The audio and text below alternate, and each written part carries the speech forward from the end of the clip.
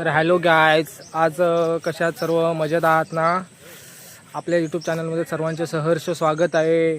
आणि आज आपण आलेलो आहोत म्हणजे आपल्याकडे म्हणजे पन्हाळे गावामध्ये चिखल नांगरणी स्पर्धा 9 ऑगस्ट 2026 म्हणजेच या येत्या रविवारी आयोजित करण्यात आलेल्या आहेत. तर आपण त्या चिखल नांगरणीच्या स्पर्धेत ज्या ठिकाणी मैदान आहे त्या मैदानाच्या ठिकाणी आपण आलेलो आहोत. आणि तुम्ही बॅक साईडला बघू शकता की मैदान तुम्हाला दिसत असेल आणि तुम्हाला व्हिडिओमध्ये पण दाखवणार आहे कशा प्रकारे मैदान आहे सगळं. आणि आपण थोडीफार माहिती घेऊया की या ठिकाणी कशा प्रकारे आयोजन करण्यात आलेलं आहे वगैरे सगळ्या गोष्टींचं. या ठिकाणी तुम्ही बघू शकता की तयारी चालू आहे. हे तुम्ही बघत असाल, या ठिकाणी मैदान आयोजित करण्यात आलेलं आहे. हे मैदान आहे आणि या ठिकाणी तयारी चालू आहे. आपण काही त्यांना माहिती विचारूया मैदानाबद्दल आणि तुम्हाला यूट्यूबद्वारे सगळी माहिती पण देतो. ते आपण आता सर्व माहिती घेणार आहोत आणि तुम्हाला पण दाखवणार आहोत, सांगणार आहोत कशा प्रकारे सगळं मैदान वगैरे आहे. तर आपल्या मंडळाचं आणि आपलं नाव सांगा.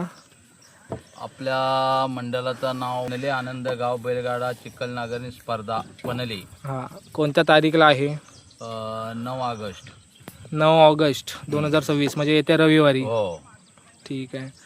मग सर्वप्रथम या तालुकास्तरीय चिखल नांगरणी स्पर्धेचं कल्पना कशी सुचली? कल्पना सुचली म्हणजे आम्ही प्रथम गावात 2 वर्ष गाव पातळीवर आम्ही मैदान चिखलनी नांगरणीचं भरवलेलं. आणि आता आम्हाला वाटलं की आपण तालुकास्तरीय चिखल नांगरणी स्पर्धा भरवूया. म्हणून आम्ही ग्रामस्थांनी गावातल्या सर्व लोकांनी लोकवर्गणी माध्यमातून आम्ही चिखल नांगरणी स्पर्धा तालुकास्तरीय भरूया असं आमचं गावाच्या मार्फत नियोजन ठरलेलं आहे. या स्पर्धेमध्ये किती स्पर्धक म्हणजेच किती जोड्या येतील असा तुमचा अंदाज आहे? सरासरी अंदाची किल्लार जोड्या 40 येतील तालुकास्तरीय म्हणून, आणि गावठी जवळजवळ 40-50 येतील. असं सरासरी 70-80 जोडी तालुका स्तरावर आहेत म्हणून जास्तीत जास्त येतील. ठीक आहे. तर विजेत्यांसाठी किती प्रकारची म्हणजे कोणती कोणती बक्षिसं ठेवली आहेत?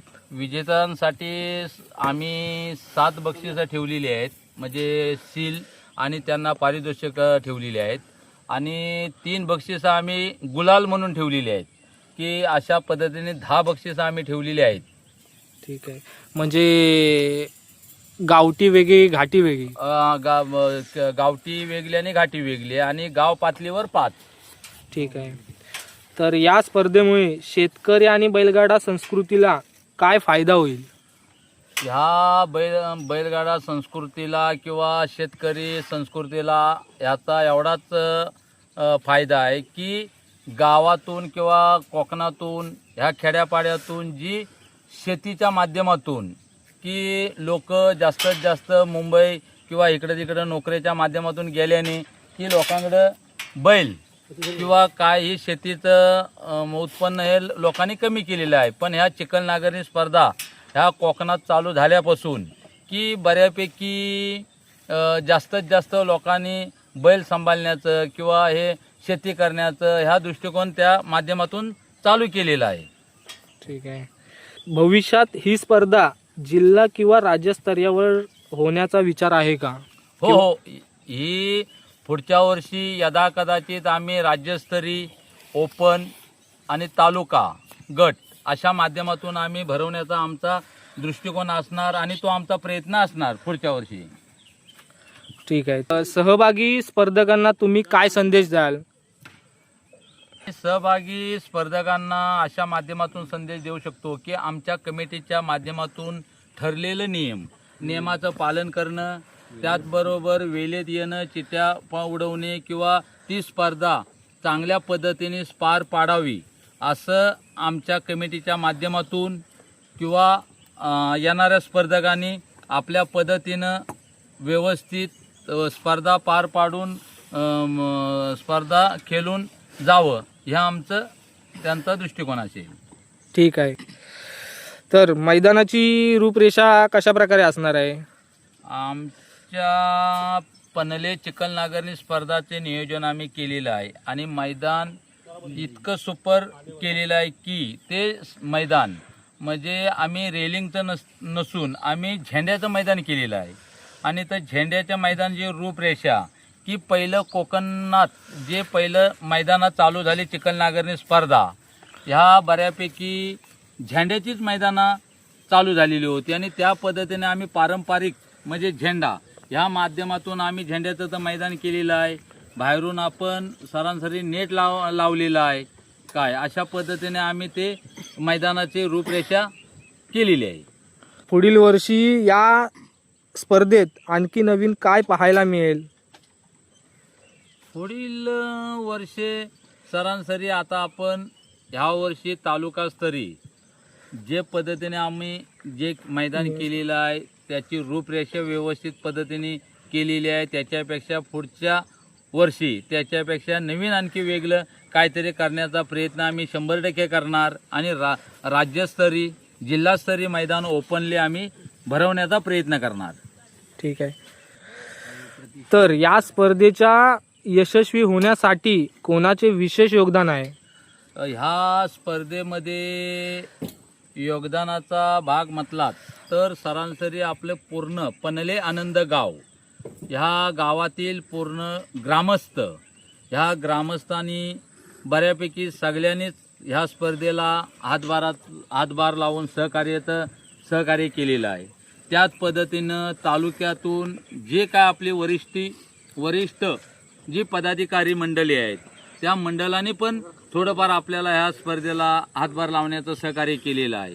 त्याच पद्धतीने आमची मुंबईवाली मुलं आहेत, मुंबईला असणारी मुलं गावातून दोन्ही म्हणजे पनले आनंद गावातून त्या मुलांनी पण आपल्याला ह्या स्पर्धेला म्हणजे स्पर्धा व्यवस्थित व्हावी किंवा त्याचे चांगलं नियोजन व्हावं ह्या संदर्भात मुंबईवाल्या मुलांनी पण सहकार्य केलेलं आहे. आणि आपण ह्या जी आता आमची चिखलनागरणी स्पर्धा कमिटी ह्या कमिटीच्या मुलांनी पण चांगल्यात चांगलं भरपूर योगदान दिलेलं आहे. पैशाच्या स्वरूपात दिलेलं आहे, प्लस मेहनतीच्या स्वरूपात दिलेलं आहे. अशा पद्धतीनं चांगलं ह्या पूर्ण पनले गाव ह्या माध्यमातून सगळ्यांनी ग्रामस्थांनी ह्या मैदानासाठी सहकार्य केलेलं आणि योगदान दिलेलं आहे. आणि त्या पद्धतीनं बऱ्यापैकी हे मैदान पार पडेल अशी आमची सगळ्यांची अपेक्षा आहे. ठीक आहे. खूप सारी माहिती दिलीत त्याबद्दल तुमचे खूप खूप आभार. आणि तुमची येणारे जे मैदान आहे 9 तारीखला त्यासाठी तुम्हाला खूप साऱ्या शुभेच्छा. धन्यवाद. हे आपण अशा प्रकारे सगळ्या सूचनांचं किंवा काही गोष्टींचं तुम्हाला माहिती दिलेली आहे. तरी तुम्ही सर्वांनी आवर्जून सहभाग घ्या आणि या चिखलनागरणी स्पर्धेला उपस्थित राहा अशी मी आशा बाळगतो. आपण भेटूया नेक्स्ट ब्लॉगमध्ये. तोपर्यंत सर्वांनी स्वतःची काळजी घ्या.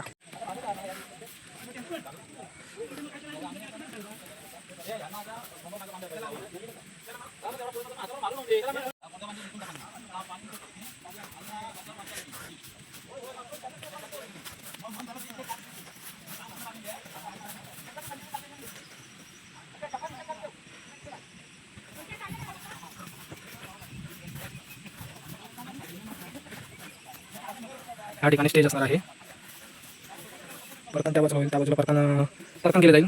या इथून बैल सोडले जातील आणि त्या बाजूला परतन करून या ठिकाणी बैल रिटर्न येतील.